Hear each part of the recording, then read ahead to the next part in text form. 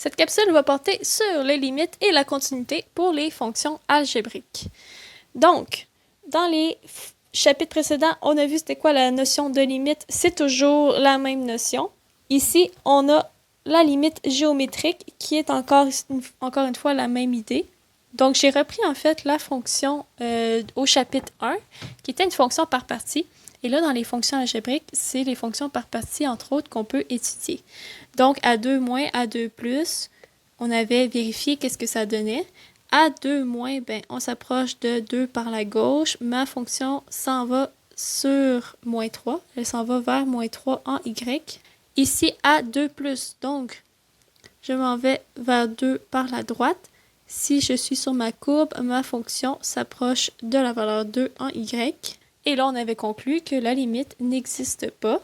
Si à gauche et à droite, c'est pas pareil. Donc, l'idée de limite est encore la même. Et la limite algébrique, même si on a des racines, ben encore une fois, l'idée, c'est la même chose. Donc, on fait juste remplacer x par la valeur comme d'habitude. Donc, si on avait fait un exemple pour vous, je remplace x par moins 9 et on arrive à moins 2. Donc, il n'y a rien de nouveau par rapport aux limites algébriques ou graphiques. La seule chose qu'il va falloir qu'on précise, c'est en lien avec les fonctions par partie et le cas particulier que vous voyez juste à l'écran. Donc, pour les fonctions par partie, le problème des limites algébriques, ça va se trouver aux valeurs charnières. Donc, vous allez voir, on va en faire une dans quelques instants. Mais l'idée, c'est juste de regarder la limite à gauche et à droite. On a un cas particulier qui vient de se rajouter, c'est évidemment quand on a une racine paire avec un 0. Donc, quand on a une racine paire avec un 0 à l'intérieur, dans le fond, la racine, supposons que je fais le cas le plus simple, racine de x, et que je regarde la limite quand x tend vers 0 de la fonction racine de x, bien évidemment, si j'essaye de parcourir à gauche, bien, il n'y a aucune fonction, il n'y a aucune courbe. Donc, c'est pour ça que dans cette situation-là, on va considérer le domaine. Donc, le domaine ici, c'est de 0 à l'infini. Donc, on va considérer uniquement la limite à droite. Donc, c'est un peu ce qu'on vous explique dans la case. Donc, si nous évaluons la limite et nous obtenons la forme, une racine paire qui donne 0, il faut évaluer la limite en considérant le domaine de définition de la fonction. On va faire un exemple, vous allez mieux comprendre encore une fois. Donc, à l'exemple 1a, on vous donne la fonction, on vous demande d'évaluer la limite à 2. Si vous allez chercher, on a une racine, si vous allez chercher le domaine, avant d'aller calculer la limite, le domaine, vous allez obtenir, on peut le faire à côté. Donc, quand vous isolez, vous arrivez à x est plus petit ou égal à 2. Donc, le domaine de f de x, ça veut dire que c'est tout ce qui est en dessous de 2 va fonctionner. Donc, de moins l'infini jusqu'à 2. Et 2, on l'inclut parce qu'on a un petit signe d'égalité. Racine de 0, dans le fond, ça marche. Donc là, ici, mon domaine, c'est tous les négatifs jusqu'à 2. Nous, ce qu'on vous demande, c'est la limite quand x tend vers 2. Donc là, ici, si on l'essaie, on va arriver à notre fameuse nouvelle forme, qui est la forme racine de 0, qui n'est pas une forme indéterminée. Là, on va la régler assez vite. C'est un peu ce que je vous expliquais tantôt. C'est que là, ma fonction, racine de moins 3x plus 6, elle est définie jusqu'à 2. Donc, jusqu'à 2, là, ça va bien. Puis là, après 2, ben, il n'y a plus rien qui se passe. Donc, je ne sais pas à quoi elle ressemble. Là. Elle pourrait ressembler à quelque chose comme ça. On ne le sait pas trop. Mais après 2, il n'y a plus de courbe. Donc, si vous essayez de faire la limite à droite, donc si je prends 2 plus, ben, c'est sûr que ça ne marchera pas. J'ai aucune courbe pour aller chercher ma limite. Donc, dans ce cas-ci, on peut considérer uniquement la limite quand que x tend vers 2 moins. Donc, seulement à gauche. Donc, c'est tout ce que vous avez à faire dans ce genre de situation-là. Donc, de considérer le domaine de définition. Puis, algébriquement, ben, vous pouvez le voir. Vous allez trouver votre domaine. Ben, on peut juste prendre des valeurs qui sont à gauche de 2. On ne peut pas prendre des valeurs qui sont à droite de 2. Donc là, si vous faites le calcul, on remplace x par 2 moins. On va avoir moins 3 fois 2 moins plus 6. Donc ça, on en a fait quelques-uns à la deuxième étape. Vous allez arriver à racine de 0 plus. Donc racine de 0 plus, ça va encore une fois tendre vers 0. Donc voilà pour la première partie, la nouvelle forme racine de 0. En B, maintenant, on vous demande la limite quand que x tend vers 1. Donc, quand que x tend vers 1, bien, on remarque que x est égal à 1, mais c'est une valeur charnière. C'est l'endroit où est-ce qu'on change de partie. Donc, ça veut dire que dans ma fonction par partie, bien, en dessous de 1, j'ai une racine. On ne sait pas à quoi elle ressemble. Mais après 1, j'ai une fonction rationnelle. Bon, on ne sait pas à quoi ça ressemble. Là, ça peut être ça. Donc, à 1, je change complètement de fonction, de partie, en fait. Donc, il va falloir que j'évalue la limite à gauche et à droite, vu que c'est deux fonctions différentes. Donc, la limite à gauche de 1, on va aller voir c'est quelle fonction. 1 moins, c'est comme 0.99. Donc, 0.99, on est dans la première partie, parce que 0.99, c'est plus petit que 1. Donc, je retranscris la première partie et comme d'habitude, une limite algébrique, ben, on l'essaie. Vous remplacez x par 1 moins, puis ici, vous allez arriver à quelque chose du genre racine de 4. Racine de 4, c'est pas problématique, donc j'ai pas besoin de dire 4 moins, 4 plus. C'est quand vous avez 0 plus, 0 moins, que là, ça vaut la peine de vérifier. Donc ici, ça fait racine de 4 et ça donne 2. La limite à droite maintenant. Donc, la limite à droite de la fonction, même principe, on s'en va voir. 1 plus, ben c'est comme si je disais 1.2. Donc, 1.2, c'est quand le x est plus grand que 1. Donc, on va être dans la deuxième partie. Quand on l'essaie, on remplace x par 1. Au numérateur, on va arriver à 0. Donc, quelque chose qui tend vers 0. Et au dénominateur, on va encore une fois arriver à quelque chose qui tend vers 0. Peut-être des plus ou des moins, mais grosso modo, ça fait une forme indéterminée 0 sur 0. Cette forme-là, on l'a vu à la deuxième étape. Donc, il ne faut surtout pas oublier, ces formes indéterminées-là peuvent apparaître n'importe quand. Donc, il faut toujours se rappeler c'est quoi les techniques.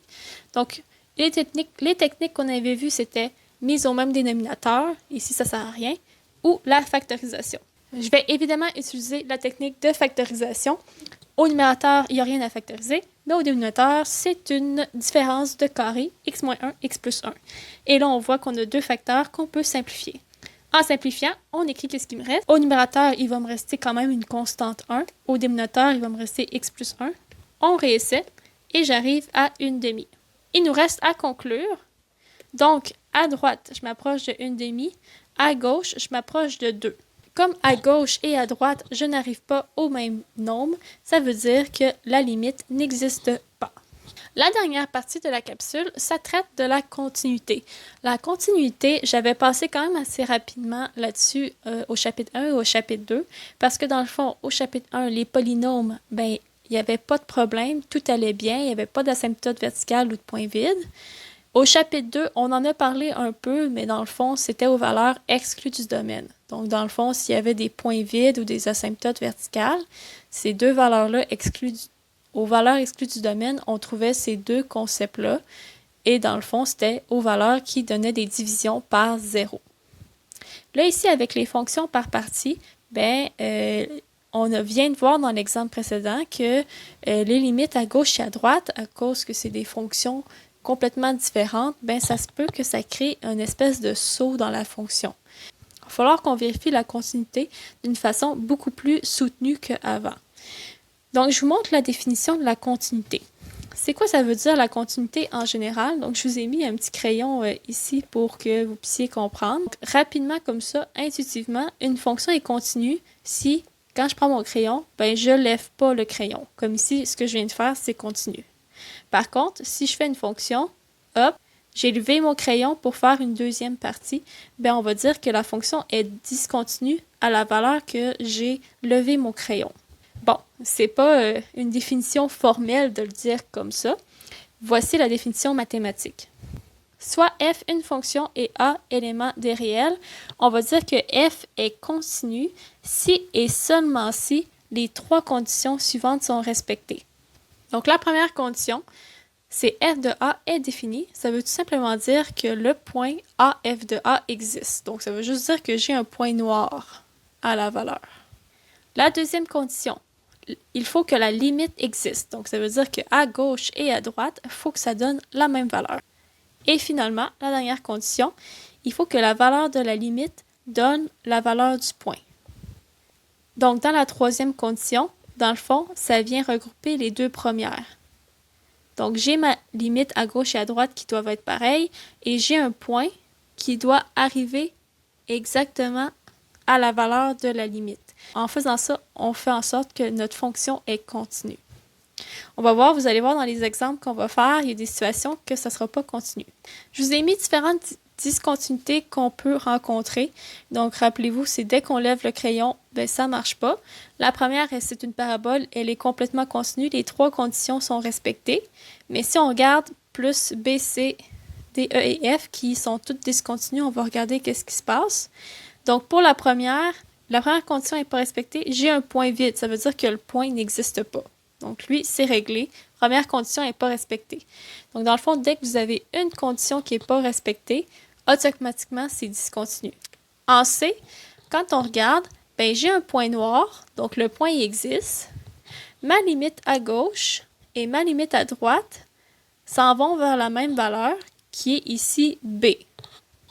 Par contre, quand je regarde la dernière condition, il faut que la valeur de ma limite, qui est ici B, donne la valeur en Y du point, qui est F de A. Mais dans ce cas-ci, ce n'est pas le cas. Donc, c'est pour ça, par la troisième condition, que la fonction est discontinue. En D, ben dans le fond, on a la première condition qui est respectée, on a un point noir, sauf que quand on regarde la limite à gauche, hop, ça s'en va vers là, et la limite à droite, ça s'en va vers là. Donc, ça ne s'enligne pas vers la même valeur. Donc, vu que la limite à gauche et à droite n'est pas respectée, la deuxième condition n'est pas respectée. Donc, c'est discontinu. En E, ben dans le fond, c'est assez simple de voir qu'il y a un gros trou dans votre fonction. En x égale à a, il n'y a même pas de point noir, là, nulle part, parce qu'il y a un gros trou. Donc, la première condition n'est pas respectée. Et finalement, la dernière, encore une fois, il n'y a pas de point parce qu'il y a une asymptote. Donc, la première condition n'est pas respectée. Il n'y a pas de point noir. Donc là, ici, on a vu les conditions de façon graphique. On va le faire de façon algébrique. Les valeurs susceptibles de créer une discontinuité sont les valeurs exclues du domaine, donc quand j'ai une division par 0 ou quand j'ai une racine paire avec un argument négatif, et les valeurs charnières des fonctions par partie. On va faire l'exemple 2 ensemble. Donc, à l'exemple 2, on vous demande d'étudier la continuité en x est égal à 2. On regarde les trois conditions.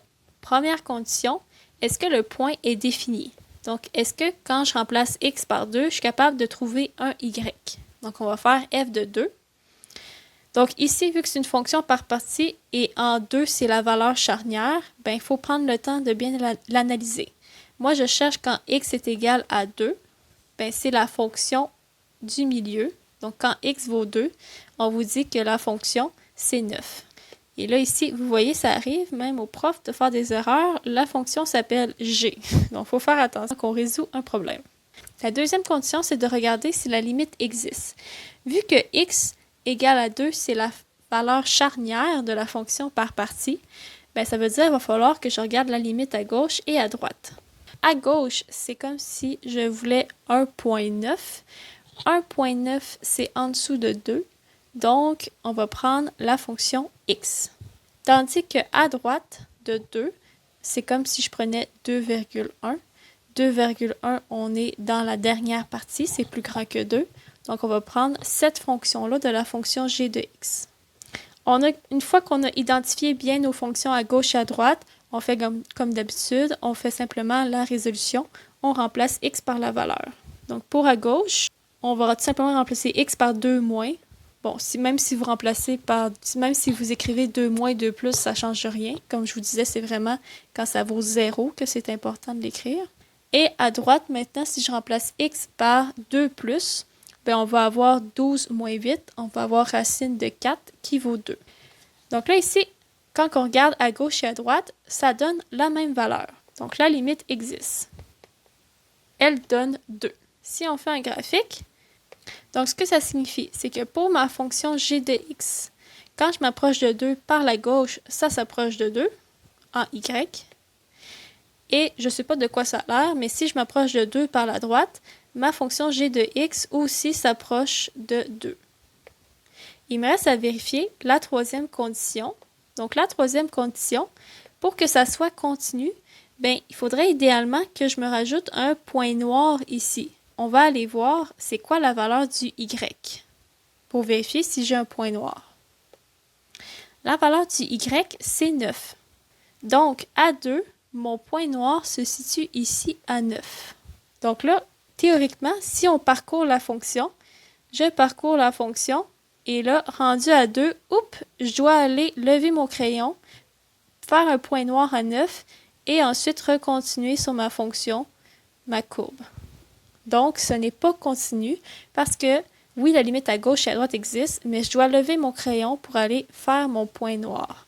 Donc, la troisième condition, c'est est-ce que la valeur de la limite donne la valeur du point? Donc, est-ce que ça me donne mon point? Et la réponse ici, c'est non. La limite à gauche et à droite donne 2, tandis que ici, le point noir vaut 9. Donc, comme ce n'est pas la même valeur, on va dire que la fonction est discontinue. On précise à quel endroit, donc c'est en x est égal à 2. Pour le deuxième exemple, en fait pour l'exemple 3, on vous demande cette fois-ci de trouver tous les points où la fonction est discontinue. Donc là, c'est un travail un peu plus difficile parce qu'on ne vous dit pas à quel endroit regarder.